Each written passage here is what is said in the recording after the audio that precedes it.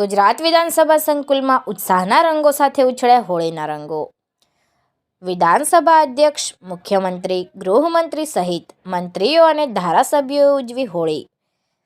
વિધાનસભા અધ્યક્ષ શંકરભાઈ ચૌધરી દ્વારા વિધાનસભા ગૃહની બહાર સંકુલમાં ગતરોજ હોળી પર્વની ઉજવણીનું આયોજન કરાયું હતું, જેમાં વિધાનસભા અધ્યક્ષ, મુખ્યમંત્રી, ગૃહમંત્રી સહિત મંત્રીઓ અને ધારાસભ્યોએ ઉત્સાહપૂર્વક ભાગ લઈ રંગોના ઉત્સવ હોળી પર્વને મનાવ્યો હતો.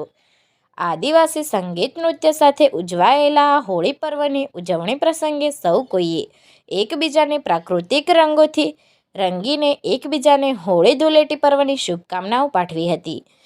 જોકે આ ઉજવણી પ્રસંગે લવિંગજી ઠાકોરે પોતાના નૃત્ય દ્વારા અનેરું આકર્ષણ જમાવ્યું હતું, તો વળી આદિજાતિ મંત્રી કુબેર ડિંડોરે પણ આદિવાસી સમાજનો પહેરવેશ પહેરી અનેરું આકર્ષણ જમાવ્યું હતું.